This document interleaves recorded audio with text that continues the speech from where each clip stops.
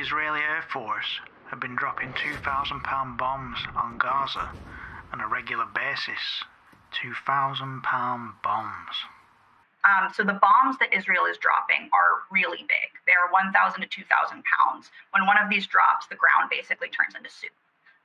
And so for context, the heaviest bombs that were dropped in the U.S. campaign to liberate Mosul and Raqqa from ISIS were 500 pounds, and their use was extremely controversial among targeting experts because it was just too big.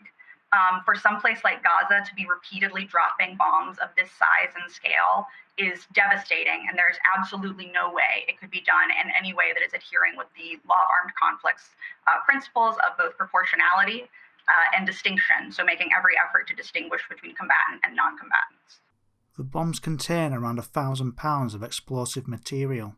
On impact, they create a fireball 50 metres in diameter and a lethal zone 370 metres in diameter due to the amount of energy released on explosion. A blast wave can cause damage as far away as 800 metres or half a mile from the point of impact. The bombs leave a crater 50 metres wide and 11 metres deep, leaving the area looking more like the surface of the moon than the surface of planet Earth. These large munition bombs being dropped on Gaza are branded as, quote, precision guided as part of some sort of selling point for public consumption. One part of this is for the Israelis to give themselves some cover by giving the impression that their bombs hit a precise target with little collateral damage. Thus attempts to paint the Israelis as somehow showing concern about civilian casualties. The high death toll, on the other hand, rebuffs this notion. The branding also attempts to justify Israel's bombing campaign. The reality is Gaza is one of the world's most densely populated areas, and bombs of this size level large buildings like hospitals and residential blocks in the blink of an eye. Around 70,000 tons of bombs have been dropped on Gaza in the first 100 days of the bombardment, destroying an estimated 100,000 buildings. It works out that over 190 tons of bombs have been dropped for every square kilometre of the Gaza Strip. As many as 80% of the buildings in northern Gaza, where the bombing has been more severe, are damaged or destroyed, a higher percentage than in Dresden, that suffered an horrific firebombing campaign at the end of World War II. The indiscriminate bombing campaign killed 25,000 people, a very similar figure to the death toll in Gaza thus far. So don't be fooled by the buzzwords being attached to these bombs, such as accurate, precise, selectively targeted, precision-guided. Look at the end results. A nuclear weapon could have been detonated in the middle of northern Gaza, and we'd be looking at a similar picture of devastation. And we all know if anyone is equipped to and has the experience to carry out a targeted assassination, it's the Israeli Mossad.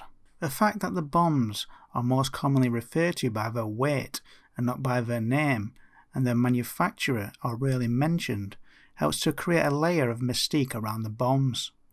You can understand why powerful interests don't want the public knowing too many details. The details of the destruction these bombs have done in Gaza alone isn't something the people behind the weapon systems want you to see. The 2,000-pound bombs are used as part of an electro-optic global positioning system guided kit known as SPICE, that stands for Smart, Precise, Impact, Cost-Effective, developed by the Israelis, specifically by arms manufacturer Rafael Advanced Defense Systems. One of Rafael's well-known projects is Israel's Iron Dome, the surface-to-air missile system used to intercept rocket attacks. The project was financed by the United States, providing over $1.6 billion for its development. Not only that, but Rafael has been rewarded US government contracts and also partnered with Raytheon through a US-based joint venture, Raytheon Rafael Area Protection Systems, to produce the Iron Dome in America. Aside from that project, the US Army has purchased a variety of critical capabilities from Raytheon, including Spike missiles for its Apache attack helicopters and the Trophy Active Protection System for its Abrams tanks. Now, Rafael's Spice bomb family consists of a series of precision-guided kits for smaller-sized bombs. Not that there is any justification for the sustained bombing campaign Israel has carried out on Gaza. The fact that the Israelis have the option not to use the much heavier payloads while using the same precision-guided technology reveals another level of the hidden details surrounding Israel's bombing campaign. In early December 2023, an article was published highlighting Israel's secret access to an endless supply of US stockpile bombs that has been shrouded in mystery due to a lack of transparency. It just so happens that Rafael has developed a spice kit compatible for use with a Mark 84 or BLU 117, a 2,000 pound American general purpose bomb, the largest of the Mark 80 series of weapons.